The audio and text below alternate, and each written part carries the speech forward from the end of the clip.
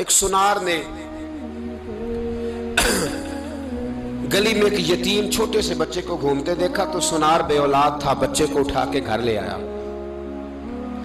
18 سال اس بچے کی پرورش کی، اس کو پالا پوسا جوان کیا۔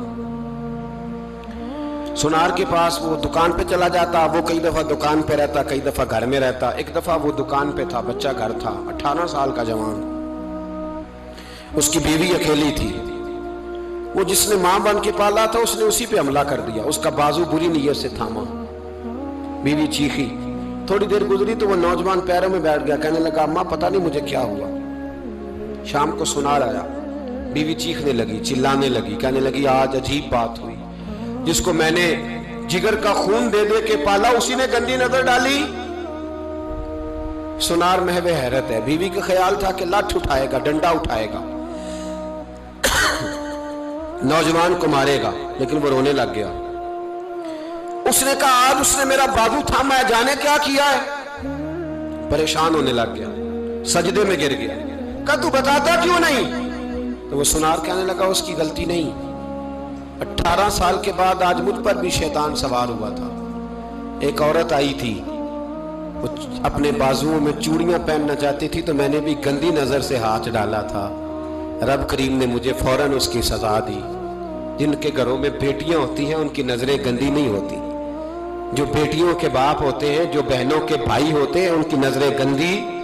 اور اگر تو ٹیلی فون کرتا ہے، تو کسی عورت کے ساتھ تعلق رکھتا ہے تو یہ بات لکھ لے، امام فخر الدین رازی 1، علامہ اسماعیل حقی 2، ملا جلال الدین رومی 3، امام خازن 4، امام جلال الدین سیوطی 5 حدیث کے استاد اور محدث لکھتے ہیں کہ اگر تو کسی پر گندی نظر ڈالے گا تو تیرا گھر بچ سکتا، یاد رکھ نہیں بچے گا، اس لیے کہ تیری نظر کسی کی بیٹی کو بیٹی سمجھ تاکہ تیری بچی کا پردہ قائم رہے، کسی کی بہن کو۔ یہ کیا بات ہوئی کہ تو جتنا مرضی گند معاشرے میں پھیلاتا رہے تیرا گھر بچا رہے؟ یہ کیسے ہو سکتا ہے؟ فَإِنَّ لَهُ مَعِيشَةً ضَنْكَ، اللہ فرماتے ہیں زندگی تنگ ہو جائے گی تیرے لیے مشکل، تو ڈھونڈتا پھرے گا کہ میں مرنے کو جگہ تلاش کروں۔ سچی توبہ کرے، کھری توبہ کرے۔ یہ گناہ انسان کو مجبور کر دیتے ہیں۔ حضرت عبداللہ بن مبارک رحمت اللہ تعالیٰ علیہ، ان کے سینکڑوں شاگرد تھے، ایک شاگرد کے انتقال کا وقت آیا تو گھر گئے ملنے۔ آپ کہتے ہیں میں نے زور لگا لیا پر اس کی زبان پر کلمہ جاری نہیں ہوا۔ میں اسے کہتا کلمہ پڑھ پر اس کی زبان پر جاری۔ اللہ اکبر، بہت بڑی نعمت ہے۔ دعا فرمائیں اللہ ایمان کی موت عطا فرمائے، ایمان کی موت دے اللہ کریم، ایمان کی موت دے۔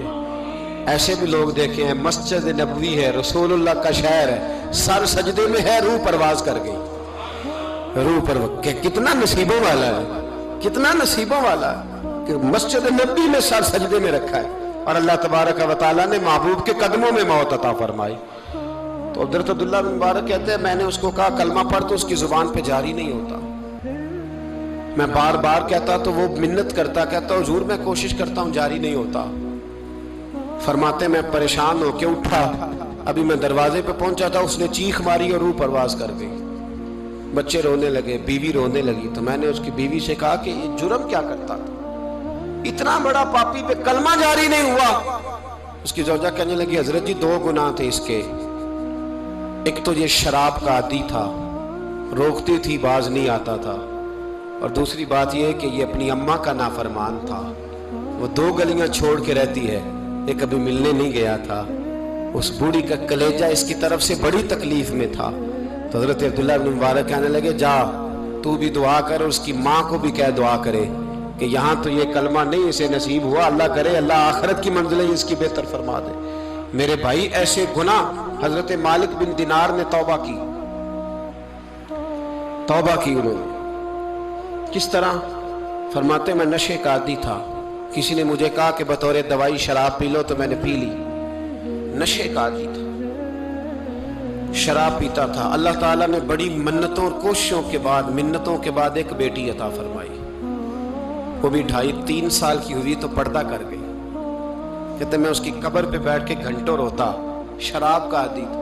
ایک دن سویا تو خواب دیکھتا ہوں کہ میرے پیچھے ایک بڑا سانپ لگ گیا، اور سانپ جب منہ کھولتا ہے تو انگارہ نکلتا ہے، میں پھر دعا کرتا ہوں اللہ ہمیں معاف فرمائے، اللہ ہم سے درگزر۔ میں کچھ قبرستانوں میں جاتا ہوں تو میں وہاں میں سانپ بچھو پھرتے ہوئے دیکھتا ہوں، اور ڈر آتا ہے کہ ہم یہاں آنے والے ہیں۔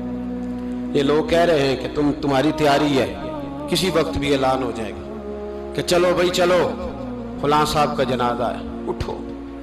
لوگ کہتے ہیں جلدی کرو، اور ایک کونے میں ایک شخص یہ بھی کہتا ہے کہ دیگ بھی رکھ لو، مہمان بڑے جمع ہو گئے۔ اور ایک کونے میں لوگ یہ بھی کہتے ہیں کہ برف ٹھنڈی لے آؤ، لوگوں نے پانی بھی پینا ہے۔ پہلے اعلان ہوتا ہے کہ فلاں فوت ہو گیا، پھر اعلان ہوتا ہے جنازے کا ٹائم ہو گیا، پھر اعلان ہوتا ہے جنازہ اٹھایا جائے گا، اور پھر بات ختم ہو جاتی ہے۔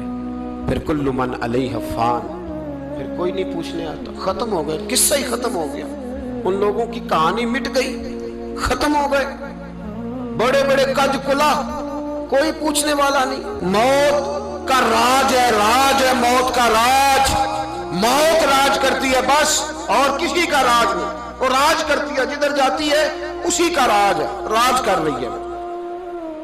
تو حضرت مالک بن دینار کہتے ہیں قبرستان میں میں نے دیکھا، میں خواب دیکھتا ہوں، بڑا اژدہا، اس کے منہ کے اندر آگ میرا پیچھا کر رہا ہے، کہتے میں خواب دیکھ رہا ہوں، میں دوڑا، لیکن وہ اژدہا جب میں دوڑا تو میرے آگے آ کے کھڑا ہو گیا۔ میں مشرق کو دوڑا تو وہاں بھی آ گیا، مغرب کو دوڑا تو وہاں بھی آ گیا۔ جناب مالک بن دینار کہتے ہیں ایک بوڑھا شخص کمزور مجھے بچانے آیا، پر اس اژدہا نے پھونک ماری تو وہ بوڑھا آدمی دور جا گرا۔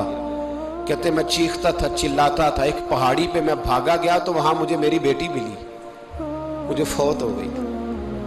وہ اس اژدہے کے آگے اس نے یوں ہاتھ کیا تو اژدہا پیچھے بھاگ گیا۔ میں نے بیٹی کو گود میں اٹھایا، میں نے کہا بیٹی یہ کون تھا؟ کہنے لگی ابا یہ تیرا برا عمل تھا، یہ تیرا برا عمل تھا، یہ تجھے کھا جاتا اگر میں نہ ہوتی۔ تو کہا یہ بوڑھا جو مجھے بچانے آیا یہ کون تھا؟ کہا یہ تیرا اچھا عمل تھا، پر کمزور بڑا تھا، تھوڑا تھا، یہ تیرے برے عمل کا مقابلہ کرنے کی ہمت نہیں رکھتا تھا۔ حضرت مالک بن دینار کہتے ہیں میری بیٹی نے خواب میں میری داڑھی پکڑ لی اور کہنے لگی ابا میں چاہتی ہوں تو صحیح ہو جا، ایسا نہ ہو کہ پھر تیرے پیچھے یہ اژدہا لگ جائے۔ حضرت مالک بن دینار کہتے ہیں جب میں سو کے اٹھا تو میری داڑھی آنسوؤں سے بھری ہوئی تھی، پھر اس کے بعد میں نے توبہ کی، اس طرح کی توبہ کی کہ پھر میں نے کوشش کی کہ دوبارہ میں اپنے رب کی نافرمانی